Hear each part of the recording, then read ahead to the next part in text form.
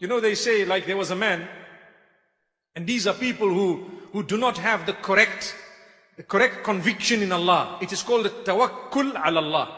To have this conviction and trust in Allah that He will help you.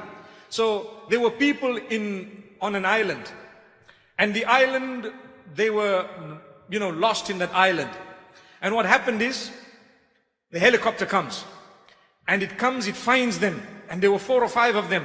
So they decide, hey, help has come finally. And now they jump onto this helicopter besides one man. And he says, no, I'm waiting for the help of Allah. I'm waiting for the help of Allah.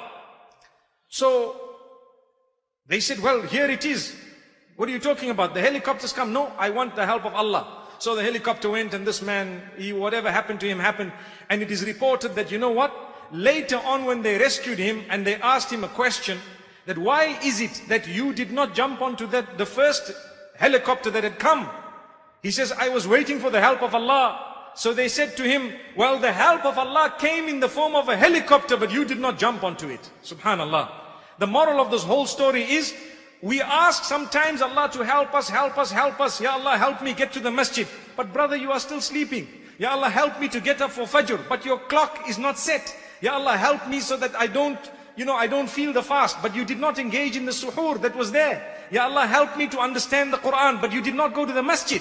Ya Allah, help me to read the Quran beautifully, but you don't even listen, and you don't even make an effort. The moral of the story is, make an effort and ask Allah's help, and that is when you will be able to achieve the help of Allah. The hadith of Muhammad sallallahu alaihi wasallam, he says, Ista'in billahi wa la ta'jaz. Ihris ala ma yanfa'uka wasta'in billah wa la ta'jaz. Work hard towards achieving what is beneficial for you. Seek the help of Allah and do not be lazy. That sums it all up. Subhanallah. You want to learn the Quran? Work hard towards it. Ask the help of Allah. Do not be lazy. Without those 3 things, you are not going to be able to learn the Quran.